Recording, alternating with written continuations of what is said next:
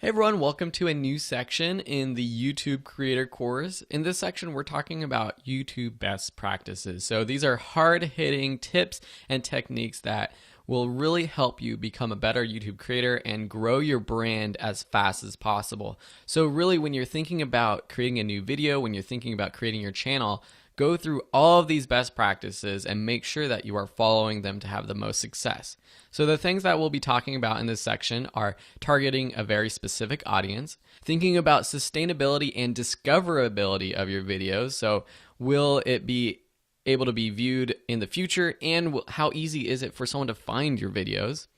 We'll be looking at creating shareable content, collaborating with other YouTubers, interacting with your viewers, and being authentic. So if you put all the best practices that we're going to cover in this section into practice, you will be on the road to success. Thanks for watching, and we'll see you in the next video.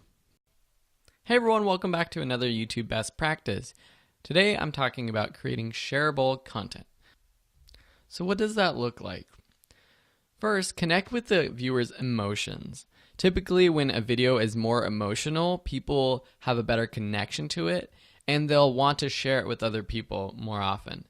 Think about on social media outside of YouTube, the posts that get the most shares are the ones that are emotional, the ones that tell an emotional story that you connect to. So maybe it's an inspirational video or an inspirational story, or maybe it's a sad video or a sad story. These are the posts and the videos that get the most shares.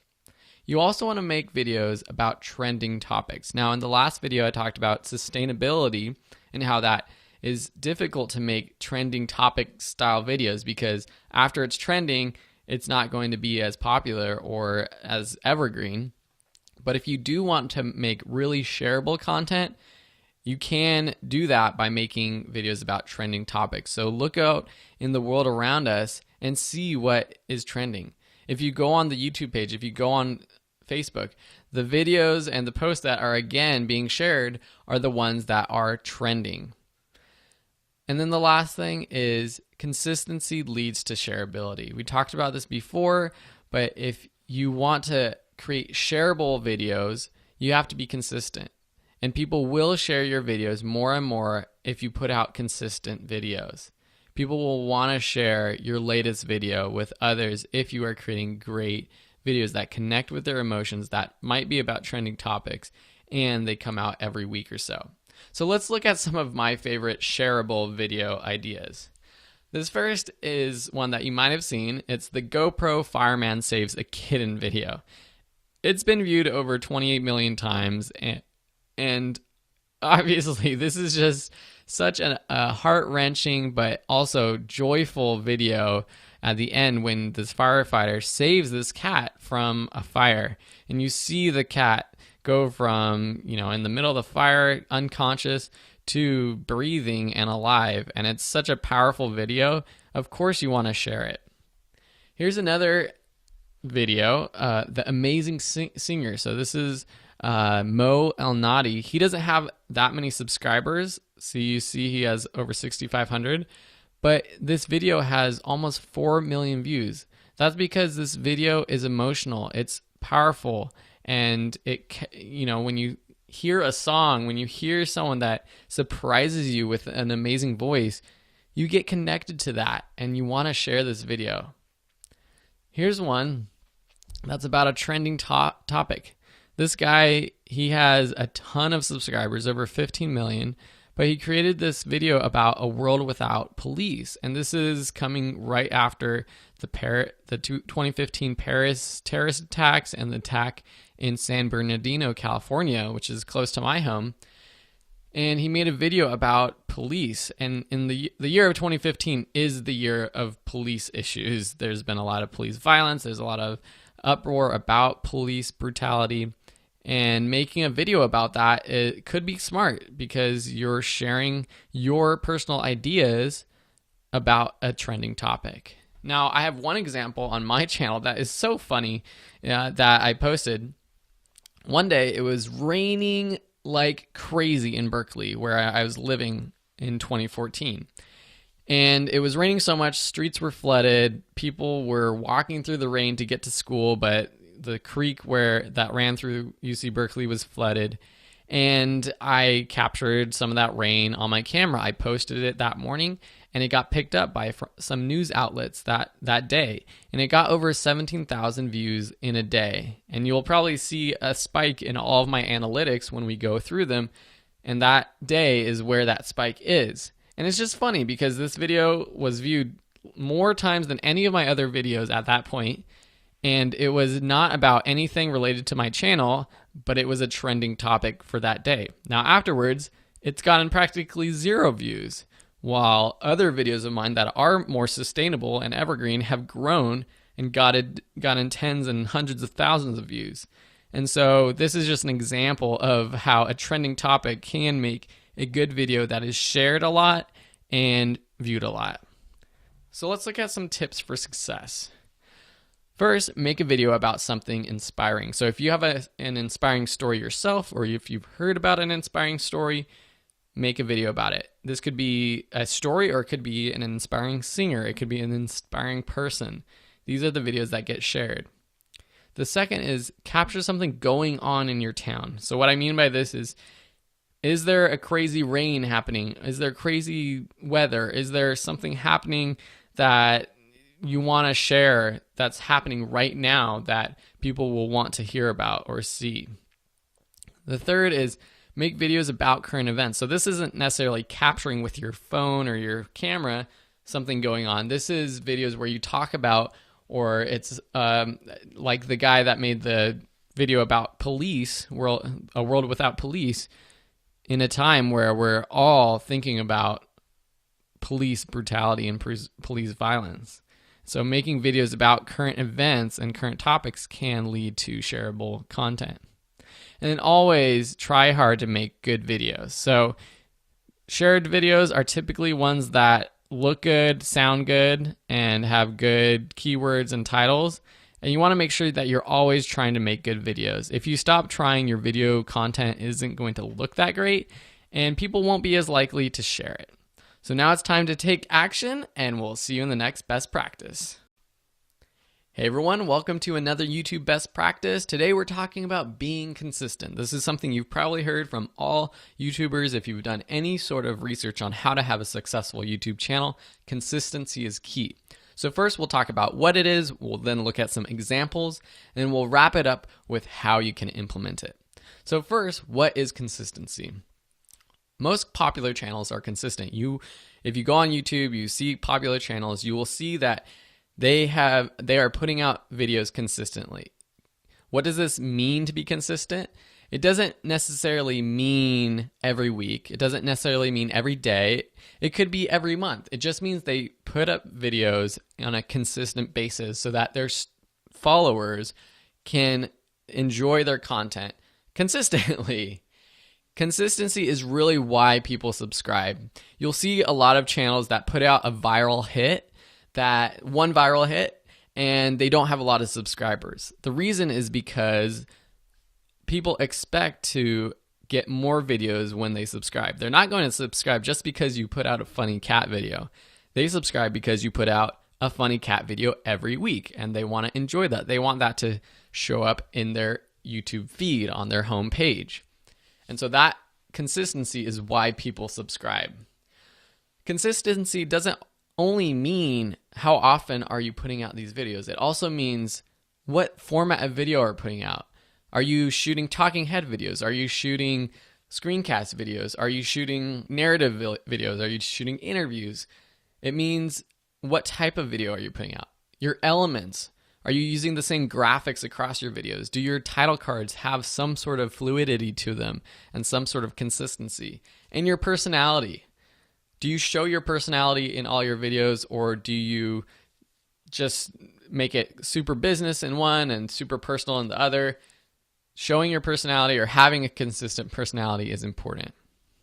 So again, this consistency creates fan loyalty and it grows the expectation of another video.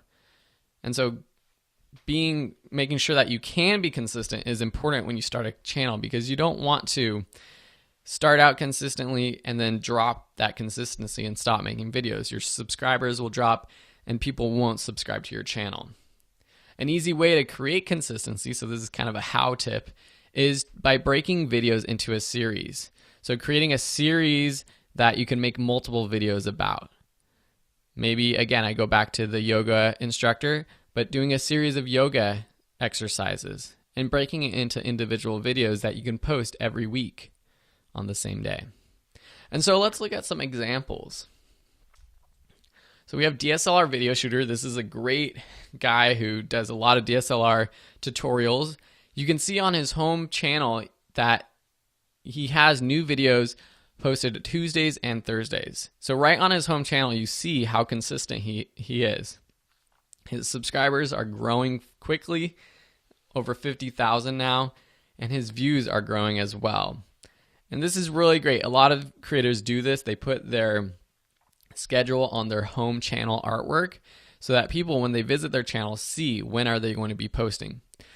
Mike and Lauren, you guys know them. They do this as well, Friday and Sunday. Friday is personal finance, Sunday is how-to DIY vlogs. Now, with Mike and Lauren, they're similar to me. They don't have a very specific niche. They do all sorts of things from woodworking to personal finance.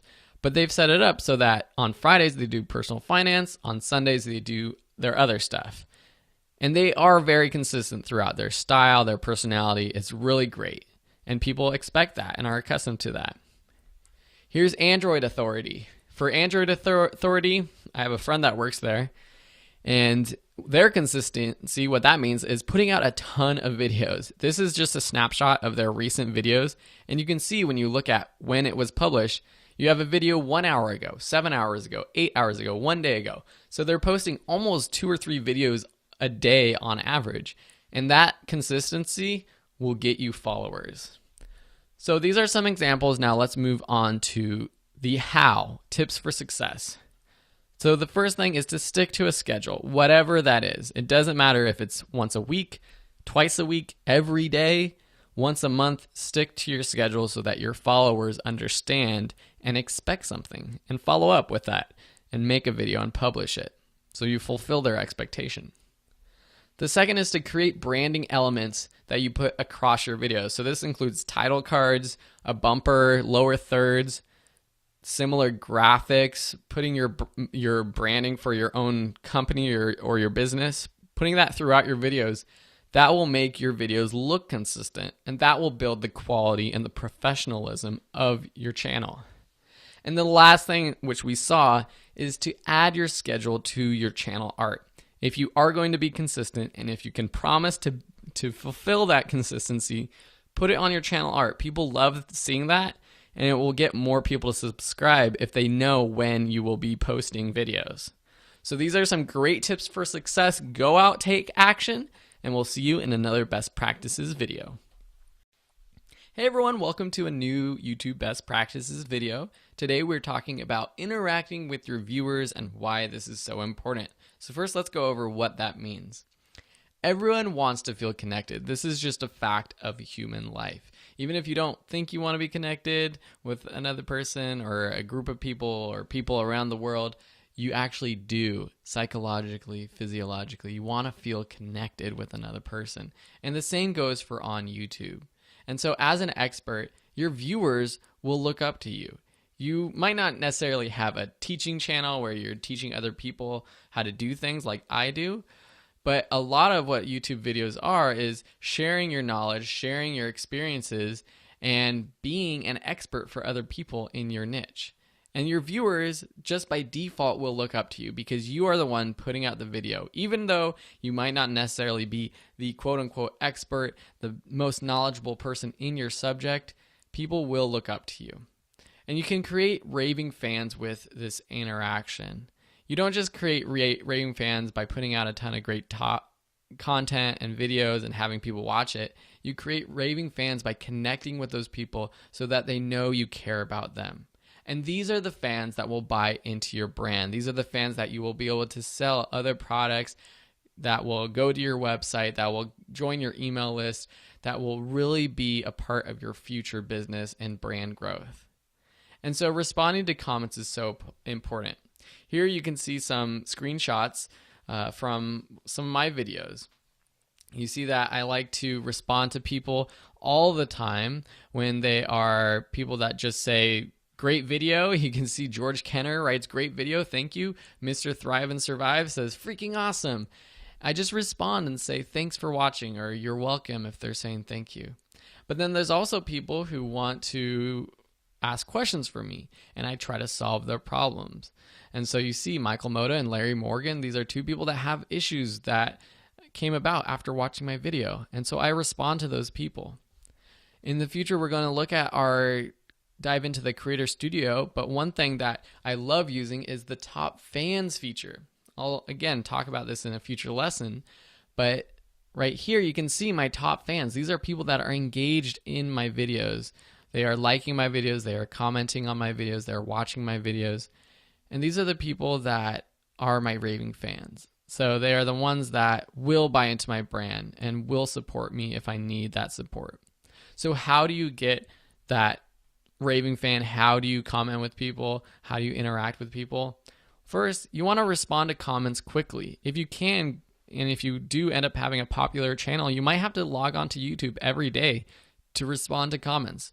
The reason why is because if a few days go by, if a week or a month goes by and you respond to a comment, that person isn't invested in that video or in that comment anymore, most likely. And so you want to make sure that you respond while they still have it in their mind. And hey, if you're a viewer of a video and you comment on it and then you get a response from the YouTuber within a day, that's pretty awesome. And you're going to feel like you not necessarily owe that person anything, but you feel connected to them. Another tip is to ask for feedback and respond to that feedback. This is something that I've done all the time with my YouTube courses, with my tutorials, with my courses on Udemy and other platforms.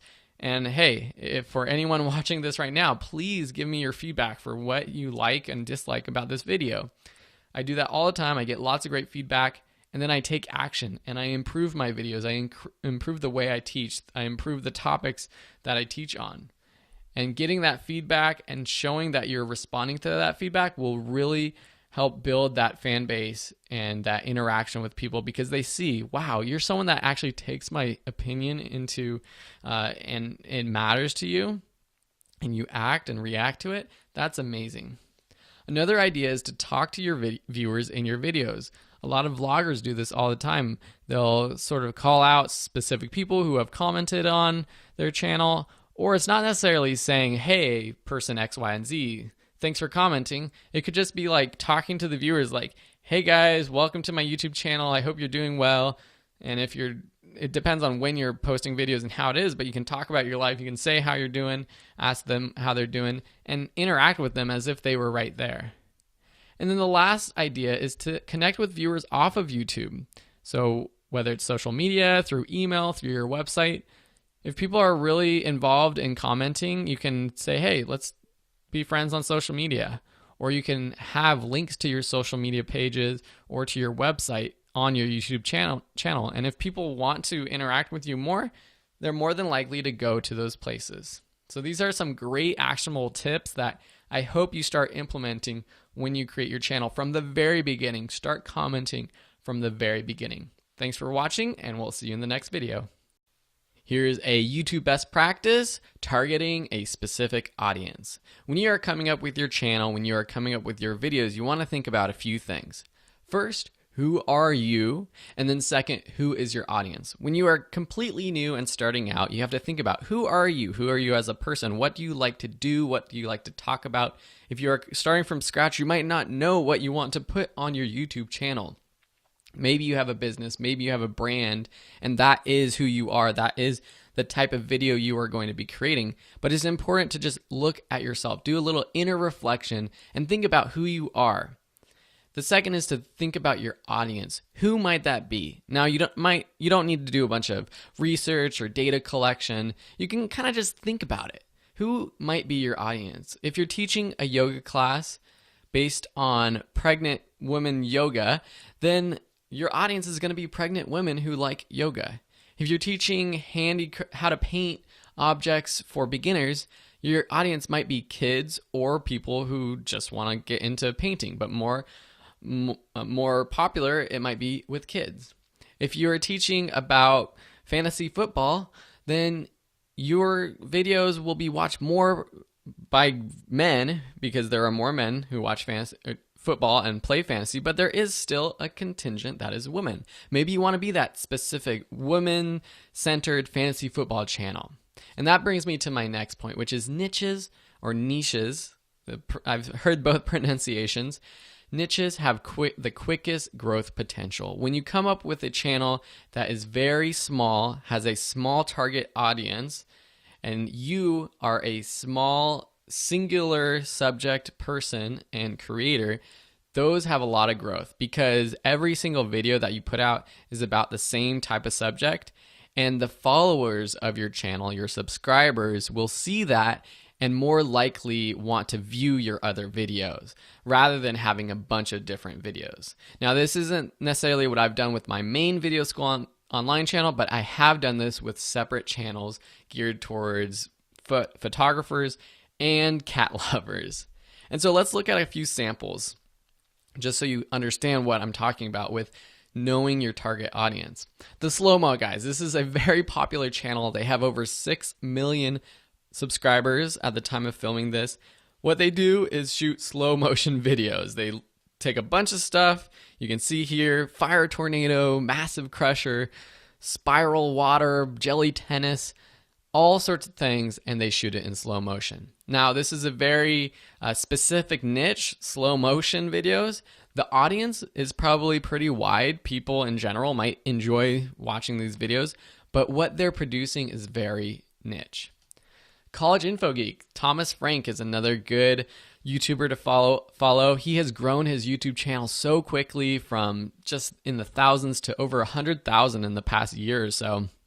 And he is gearing target college students. His target audience is people in college. Even though he started this channel before when he was in college and now he is out of college, he makes videos for college kids. And you can see all of his videos, how to create a final exam study schedule, exam brain hacks, writing apps that help you write papers.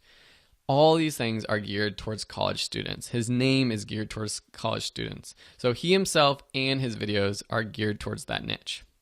Jay Bates, this is a woodworking channel. He has over 177,000 subscribers. And again, he is just making woodworking videos. So he sticks to that stuff. He doesn't really go far outside that realm, and he's had a lot of success.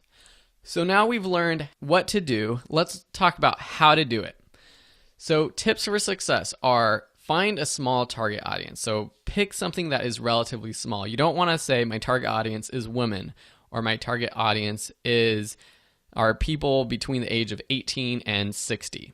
You want to look at your target, your topic, and say my audience is pregnant women who like yoga, or my audience is male chefs who want to run their own food truck business. And you don't have to necessarily do it male versus female or age, young versus old, but find someone who is really specific in what they like and go after that audience. Then you make videos that those people like. Think about yourself. Who are you as a creator? That is the first place to start with. Would you like this video as a person in that audience? And then the last thing is to repeat. If you keep making videos for that audience that audience will like, you will have success. Thanks for watching, and I hope you enjoyed this YouTube best practice. We'll see you in the next one. Welcome to another YouTube best practice video. Today we are talking about collaborating with other YouTubers. So what does this mean? Collaborating with other YouTube leads to massive audience growth potential. Why is that? Because when you collaborate with another YouTuber, they will bring their audience to your video, and that audience might subscribe to your channel and watch your other videos. You want to make sure that you collaborate with more and less popular YouTubers than you. You don't necessarily need to only go after more popular YouTubers because they have a large audience. The reason is because it would be great to do that, but they might not have time. And I've tried to reach out to YouTubers who have a huge audience to help and collaborate with, and they're just too busy. They have their own thing going on.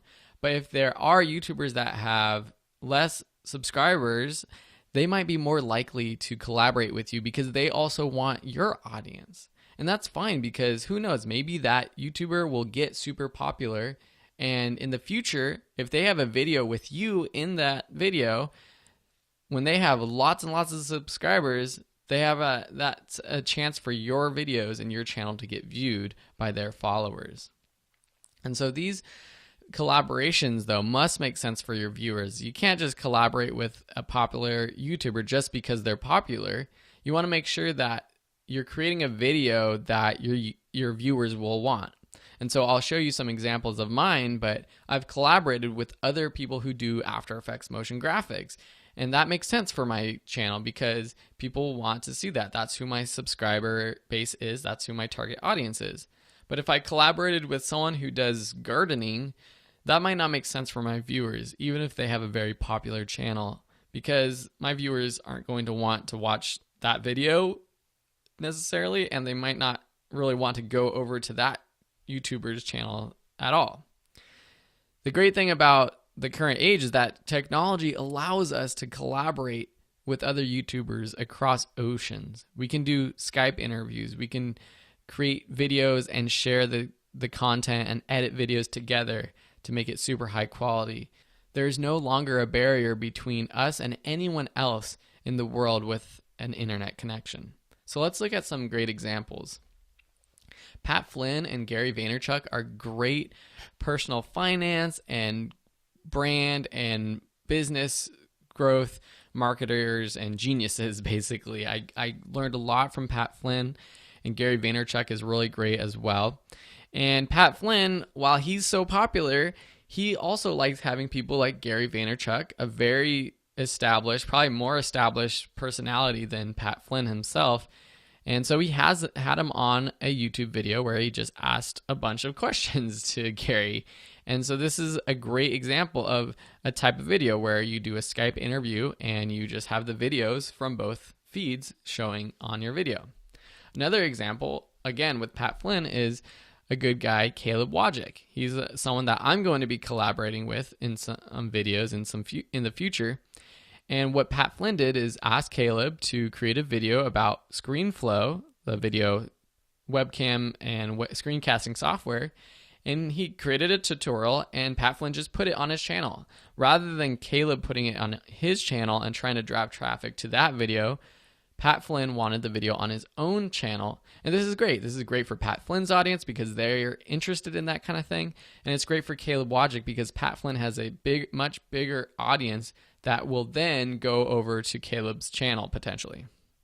Marie Forleo, she's another business kind of lifestyle guru. And you can see this is a playlist of hers with inspiring interviews. She does a ton of interviews with people. And so doing interviews is a great way to build your audience and collaborate with other people. Here's an example of one of mine where I interviewed an After Effects guru, Mikey. He has a channel called After Effects with Mikey, and he does a great job at doing tutorials, and I wanted to interview him for my channel, and I did that. And a ton of his followers watched this video, which I broke into a series of videos, and they subscribed to my channel as well. So how do you actually do this? One, we saw interview other experts in your field. Another idea is to swap videos on similar channels. So that's what Caleb Wojcik did for Pat Flynn. He gave him a video for his channel. And then the other is to actually meet up with other YouTubers, get there in person, and create a video together. There's a lot of people doing this as well in the Los Angeles area because there are so many people creating videos. And you see some of the best YouTubers, the people that are making millions of dollars and are YouTube stars, doing this with each other more and more now. So get to action, do this stuff, start setting up dates. Just reach out to people. I've done it. You can just send them a message, post a comment on their YouTube page or on their channel or on any of their videos, and start to build those relationships so that you can then create videos together and share your audiences. Thanks for watching, and we'll see you in the next video. Hey everyone, welcome back to another YouTube best practice video. Today we are talking about sustainability and discoverability, two important things to make sure that your videos are being watched over and over again. So first, as always, we'll start with what this means. We'll then look at some examples and then how to implement it with your channel. So first, what do I mean by discoverability and sustainability? With discoverability, I mean, will people be able to find your video with YouTube search? Most of my views come from people searching for topics in the YouTube search bar. YouTube videos also show up on Google when you search for something in Google. And if there's a popular video about it on YouTube, it will show up in the search results because YouTube is owned by Google. And so they work together. And so you want to make sure that your videos are able to be searched and found. And that comes through strong keywords, which are the key elements, the key topics of your video that show up in your titles, your descriptions, and the tags of your video. We're going to be walking through exactly how to do this in a future video, but just for now, know that this is how people find your videos. It's with strong keywords in your titles and descriptions and tags. Now about sustainability, what I mean by that is, will your videos be able to be watched over and over again, and are they evergreen? Are they something that will be able to be watched now and 10 years from now? I've made mistakes before that I'm going to show you in just a second in the example of a video that doesn't really make sense anymore. You don't need to watch it because it's a completely updated platform that is now being taught, and what I was using doesn't exist anymore. And I'll show you just that in a sec. But first, let's look at some other examples and explain these two topics a little bit more in depth. So the first, let's look at this channel called How to Cake It. Almost 1 million subscribers. They put out videos on how to make awesome types of cakes. You can see this. It looks like an ice cream cone. It's actually a mint chocolate chip ice cream cone cake. And so this is a video that is sustainable and very discoverable. So with sustainability, cakes are made the same way that they have always been made, with the same ingredients. Now, of course, this is a new take on creating a cake in a different way, but the ingredients and the way you make this cake will be the same now as it is in 5 or 10 years. So someone who wants to make a mint chocolate chip ice cream cone cake can use this video today, and they could also use this video in 5 or 10 years. And that's what it means to be evergreen. It will also be a video that can be viewed multiple times. It's not a viral hit that someone doesn't necessarily want to watch again and again. It's something that people will need to watch once when they find it, another time when they're looking up the recipes, and another time when they are learning how to make it itself. And these how-to videos where you're actually showing something, demonstrating something in the video are really good for being evergreen and sustainable. Another example is Mount MoGraph. They put out After Effects tutorials. Now, with their discoverability, one thing I would have done differently is, you see their title is Summit 1.1 Intro to Motion Graphics After Effects. Summit 1.1 shows that this is a series of videos, and that's great because people know that and might subscribe because of that, so they can see the rest of the series. But YouTube actually suggests that we put the branding of our video, the series number, at the end of the video title. So I would have called this Intro to Motion Graphics After Effects Summit 1.1. But that being said, it still has some great keywords, motion graphics and After Effects, that many people are searching for.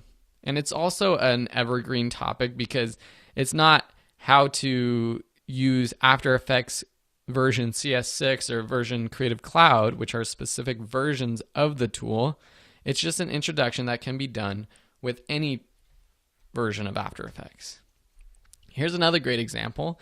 Learn Spanish. Great keyword up front.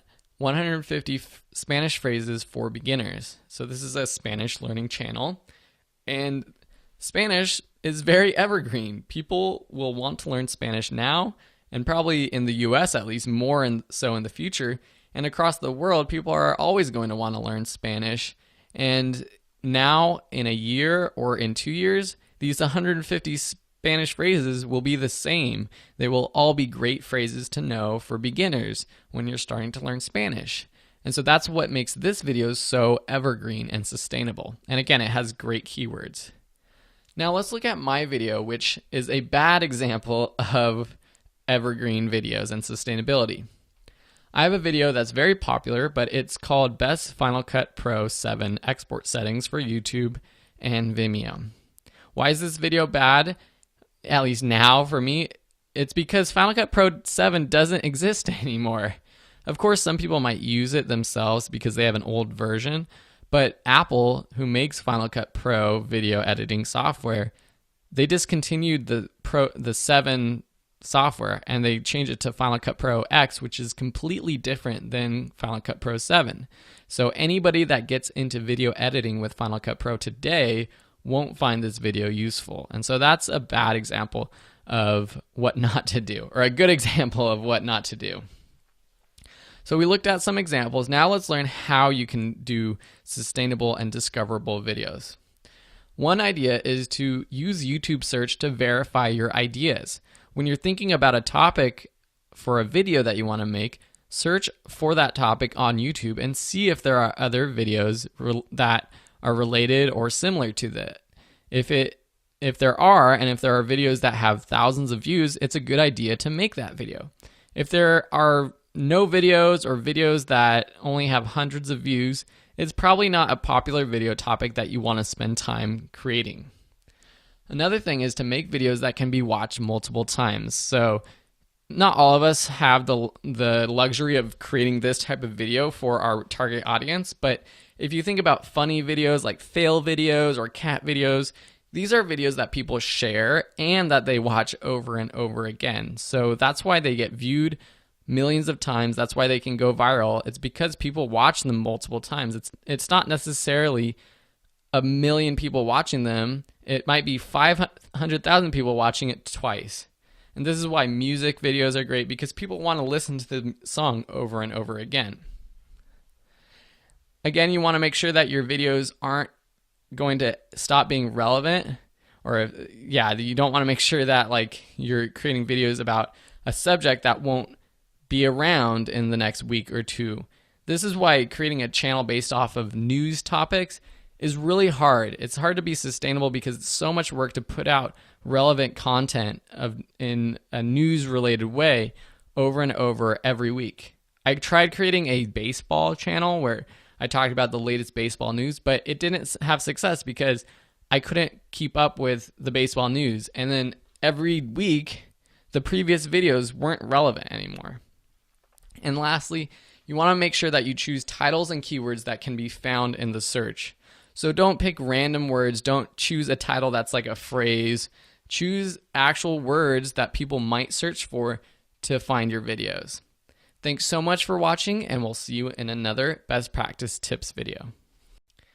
Hey everyone, welcome to another YouTube best practice. Today I'm talking about being authentic. First, what does this mean to me? Being authentic is being yourself and showing it off to your YouTube viewers, showing off your personality, showing off your life, who you are, so that people can really see you for who you are and connect with you because of that.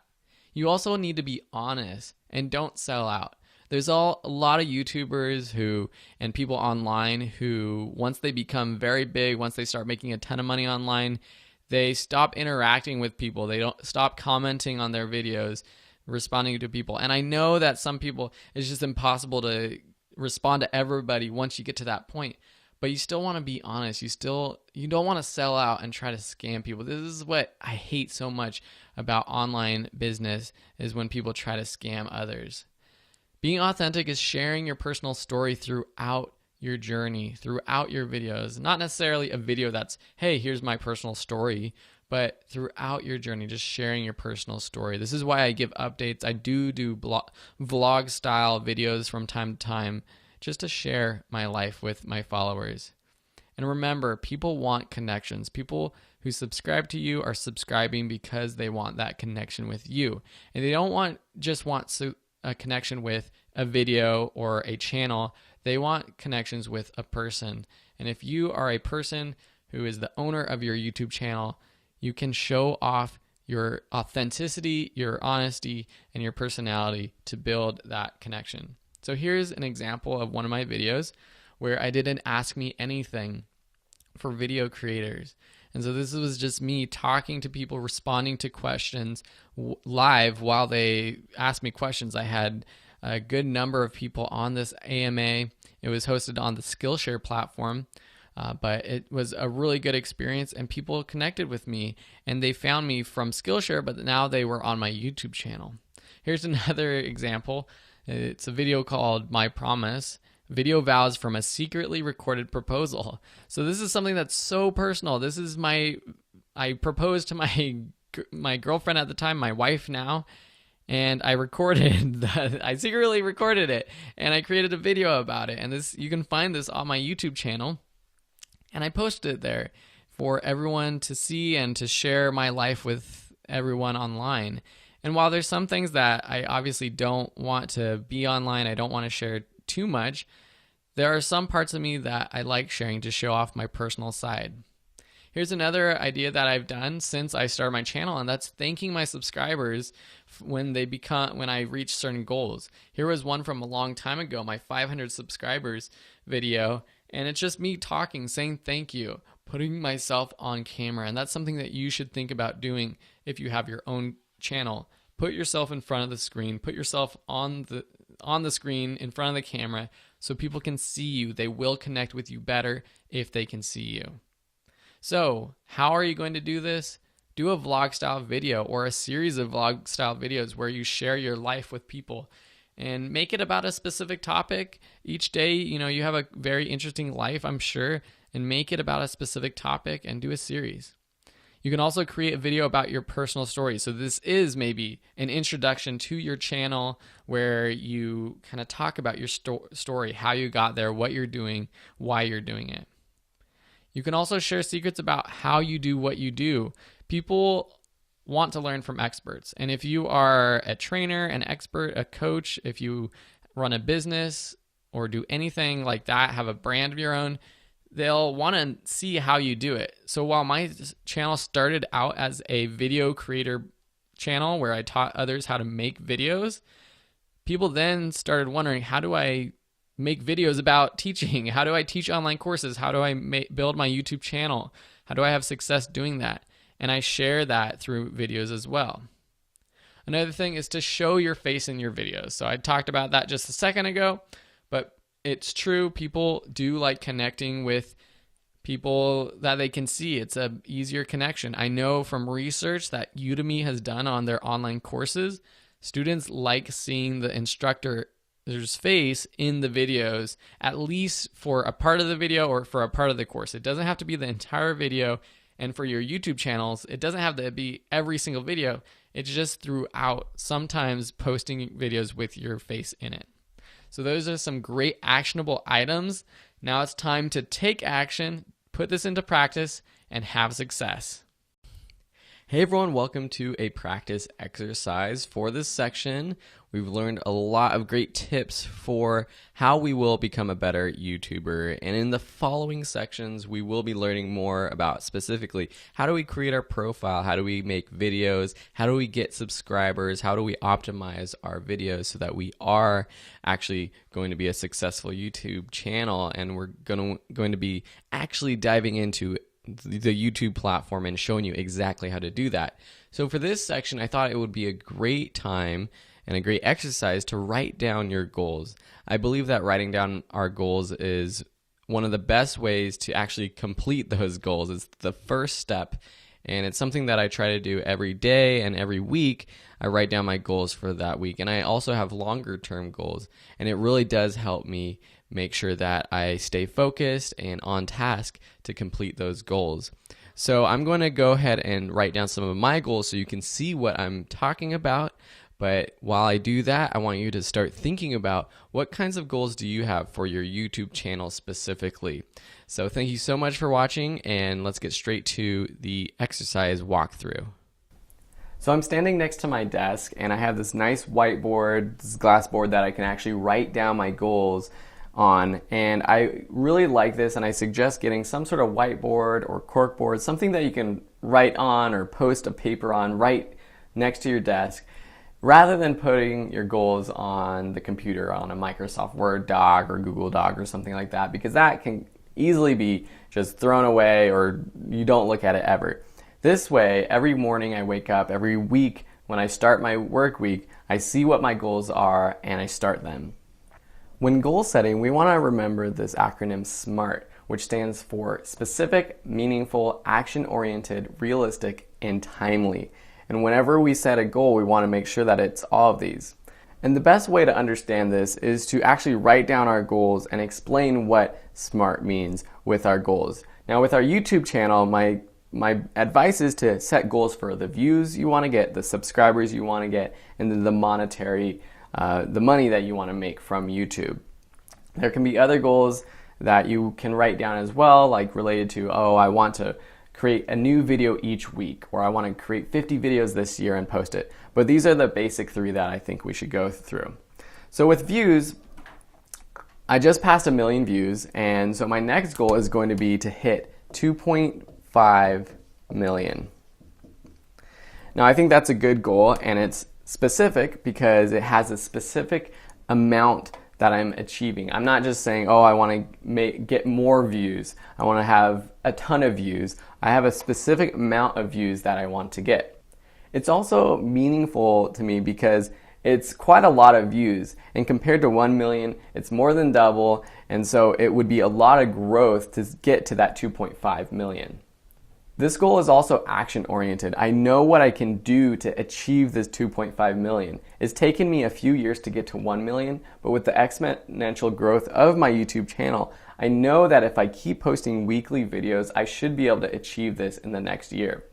And it's also realistic, this 2.5 million. If I had said my goal for views is to get 100 million views or 1 billion views, that's not very realistic. And while that might happen someday in the future, right now, I know that 2.5 million views is realistic in the upcoming year. And the last thing is timely. I keep talking about in the upcoming year because I want to make sure that I can achieve these goals in the next year. And you want to set a time limit for your goals. And now you don't have to necessarily do in the next year. Maybe you want to set goals for the next month, the next week, the next day even. But for me, these are my longer term goals in terms of views. So this 2.5 million views is specific, meaningful, action-oriented, realistic, and timely. Now I'm going to do the same thing with subscribers. I was going to put my subscriber goal as 25,000. I just passed 12,000 subscribers, and I think that would be a great next goal.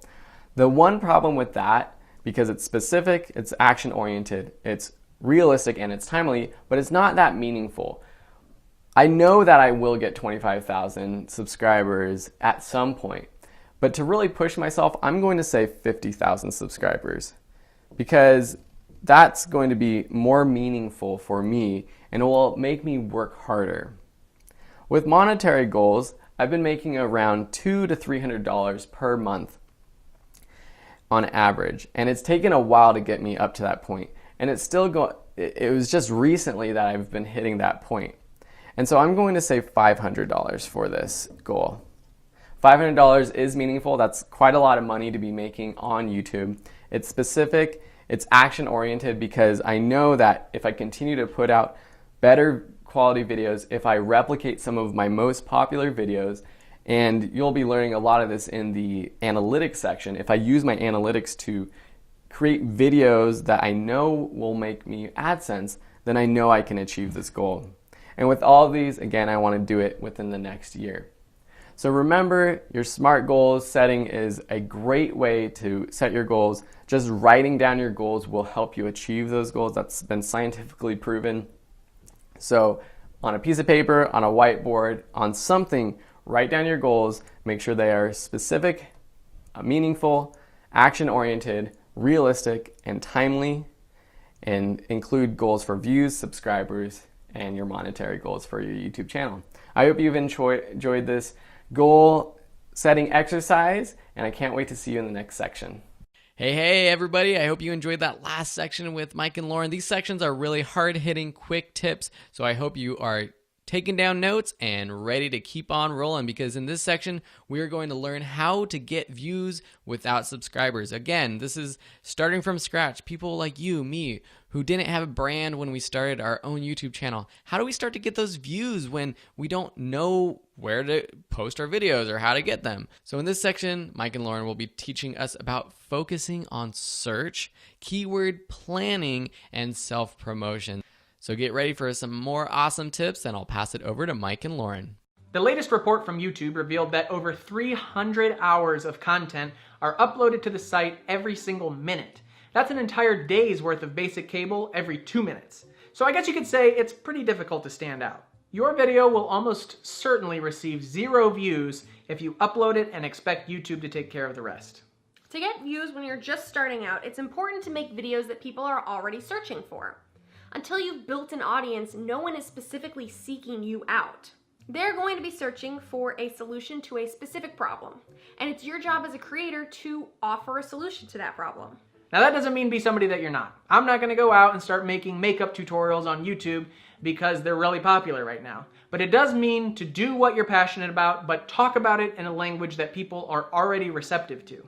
Now that can be very easy or very difficult depending on the type of video you make. If you're making how-to videos, it's actually pretty easy. You just include names or brands or products or techniques you're using in the video in your titles.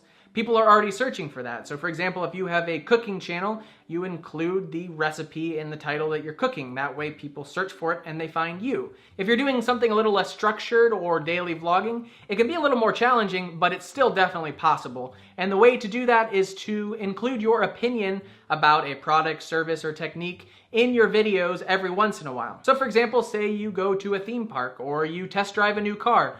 Make sure you include that product or place or event in your title so that when people search for it, they find your vlog. And if you're posting frequently or even daily, you can take advantage of what's called tentpole programming, but we will talk about that just a little bit later.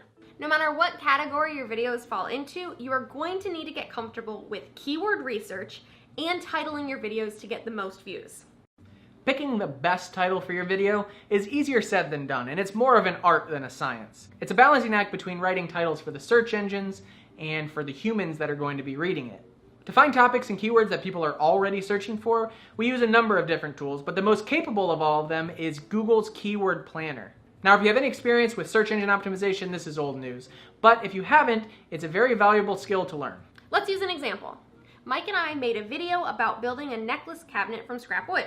It turned out pretty cool, but before we posted the video, we did a little keyword research. And it turns out only about 50 people per month search for a necklace cabinet, which is what we called it all throughout the video. Instead, we found jewelry wall organizer gets 880 searches per month, so that's what we went with. And the result is that search is the #1 source of traffic for this video. Keep in mind these figures are just estimates and in no way whatsoever mean that your video is going to receive 880 views per month. Use Google's Keyword Planner as a tool to judge relative popularity of certain search terms. But be careful not to pander to the search engines either, otherwise your channel is going to come across as spammy and robotic. That's why our strategy is to make the videos first and then research the keywords. That way we make the videos that we truly want, but maximize its exposure. I think that authenticity is something that's contributed to our growth. You might be saying that's an awful lot of work, and it really is, but we think it's important. If you're not up to the task though, there are a few shortcuts you can take. Just simply by typing the topic of your video into Google, the autofill will often give you the most searched term anyway. For example, I made a video about making DIY copper cups, and all throughout the video, I called them copper cups. Right before we posted it, I typed in Moscow Mule copper, and what do you know, mug actually turns out to be more popular than cup. So we just titled the video a little bit differently, and it's been one of our most popular videos. Hey everyone, just a quick video on how to use the Google Keyword Planner to search for good keywords for your video titles or for new video topics. So in Google, if you want to search for Google Keyword Tool, you can just search for Keyword Tool, and it will be this Google AdWords Keyword Planner that pops up. Now you will have to start an AdWords account, which you can do with your Google account, which you created your YouTube account with. So go ahead and do that and then sign in.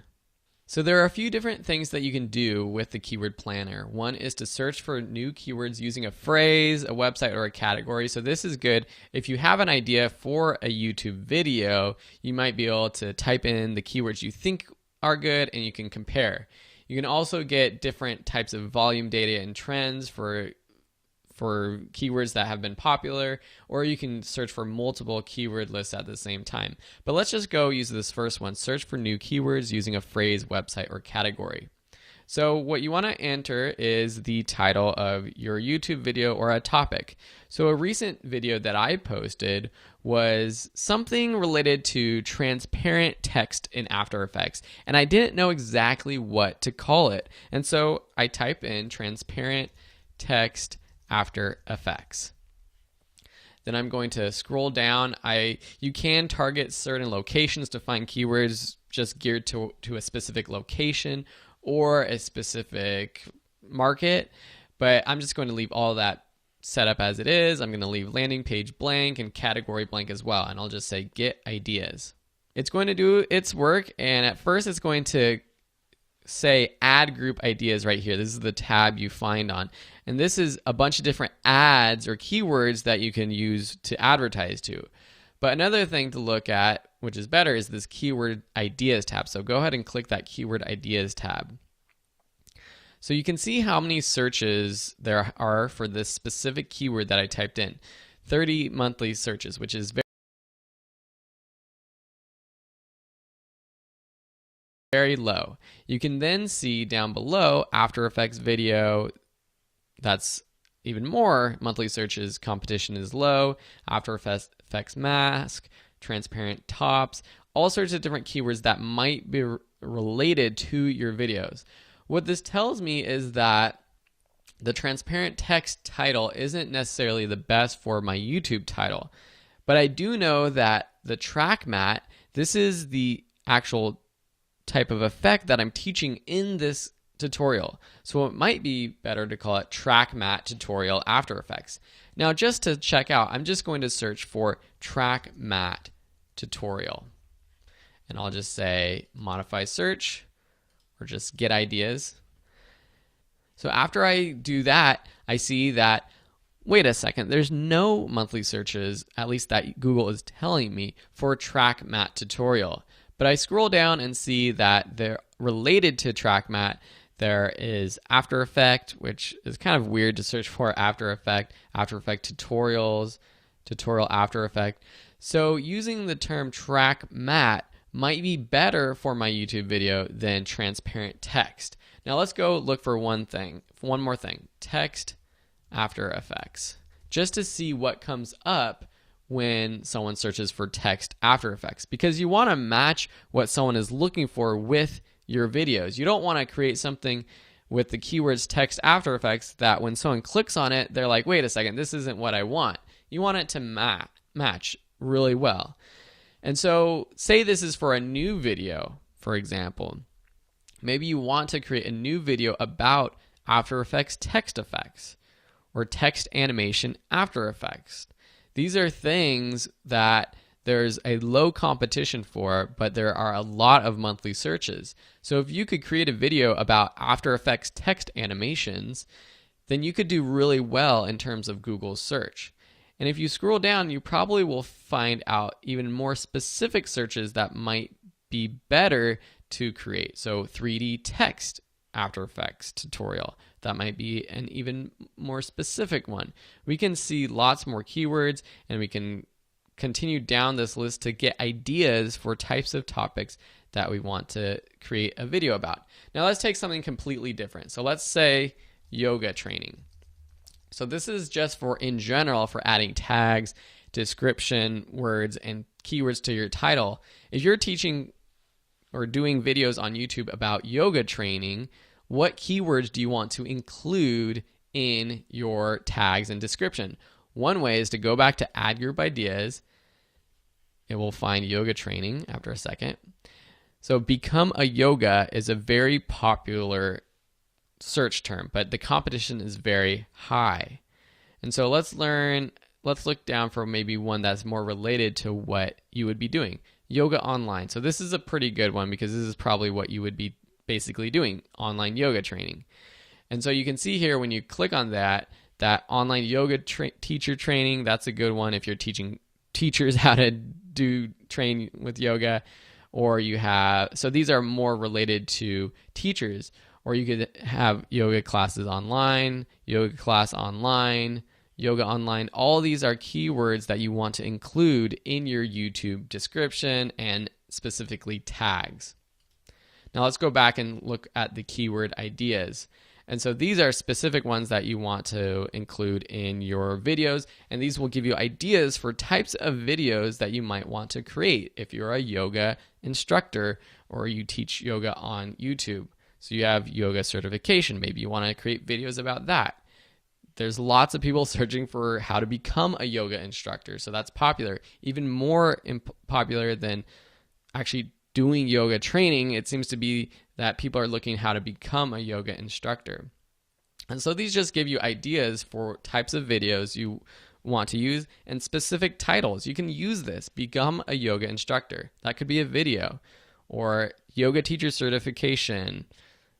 That could be the title, or yoga teacher certification how-to tutorial or something like that. Anyways, I don't want to go on and on and on, but I hope this kind of shows you how you can use the Google keyword tool to not only know if your video is worthwhile in making, but also gives you ideas for new videos and the tags, description words, and titles that you put for your videos. Thanks a lot, and we'll see you in the next video. Okay, now you've created your first video, you've done your keyword research, you've got your slick thumbnail, your catchy title. Where are all the views? Well, unfortunately, just because you've created a searchable video doesn't mean that YouTube's going to include it in their search. Remember, 300 hours uploaded every minute. The truth is, in our experience, we found that YouTube helps those that help themselves. Which brings us to one of the most important topics we're going to cover, self-promotion. One of the things that I think we've done really well, which has contributed a lot to our growth, is our self-promotion strategy, which is basically to post our videos anywhere and everywhere that will take them. We even posted our very first financial video in a small subreddit about financial independence, and it received almost 900 views, which is far from viral, but for our first kind of real YouTube video was staggering to us. What's more interesting is that that initial success sent some sort of signal to YouTube, because now it has over 50,000 views and only 5% of them come from external sources like that initial subreddit. All of the rest of those views are from YouTube recommending it to other people, either on the sidebar, after one of our other video ends, or on people's homepage. Thanks, YouTube. Here's a graph of our daily views from the beginning of our channel. First, notice there's a healthy slope upwards. That's nice to see. Growth was slow in the beginning, but now just a year and a half later, we're getting 6,000 views a day. That's pretty incredible. Notice there are a few spikes along the way and this big cluster muck here screwing up this pretty graph. Those are all from us promoting ourselves outside YouTube. Let's talk about a few of those spikes, and keep in mind, we've never paid a dime for advertising. So a lot of these are hard to see because our views have grown so much now in the last few months that it kind of dwarfs these other spikes. But you have to remember, a few years ago, a spike like this, 1,200 views in a day, was amazing to us. So I just want to talk about just a couple of these, the big ones here, so you can kind of get an idea what major blogs and magazine outlets will do for your channel. All right, this first spike here is the Reddit post that we talked about in a previous video about our plan for financial independence. So this was our first major self-promotion, and as you can see, 1,200 views was absolutely amazing for us. This one here on 7/24/2014 is when we interviewed one of my favorite bloggers, Paula Pant from AffordAnything.com. We just did a quick interview with her at her home in Atlanta, and she posted the video on her own blog, which, as you can see, sent about 1,500 people our way just in one day. That actually added up to closer to 6,000 or 7,000 views. This one on August 14th, 2014 is what the front page of Reddit actually looks like. And it was actually a little bit disappointing. I made a Frankenstein light switch and I created a tutorial about how I made it, and it made it all the way to, I think, number 22 on the front page of Reddit. And it only sent over 5,000 views, which, you know, for a site that has, 70 million users, I think, was a little disappointing. But I think it's because you can't link directly to a YouTube video and a DIY how-to. So the link was kind of embedded in the tutorial and just not that many people sought it out. So that's what that looks like. This one here on November 25th, 2014 is the front page of Instructables.com. I frequently post my project there, and they not only featured it, but they put it on the homepage, so that's what that looks like. This right here represents Popular Mechanics and Lifehacker. I think this is Lifehacker, and then the next day or two, this was Popular Mechanics. I made a folding extension cord organizer, and it was picked up by both outlets. They not only drove a lot of traffic, but this is the signal we're talking about with YouTube, where once you promote yourself outside of YouTube, YouTube then kind of takes over. And all this was just YouTube. This growth from seeing 1,500 views a day to suddenly 5,000 or 6,000 was just because of these inbound links from major media sources like that. So you want to promote yourself, and hopefully if you get picked up, YouTube will see that as a sign that your content is worth promoting themselves. And then before you know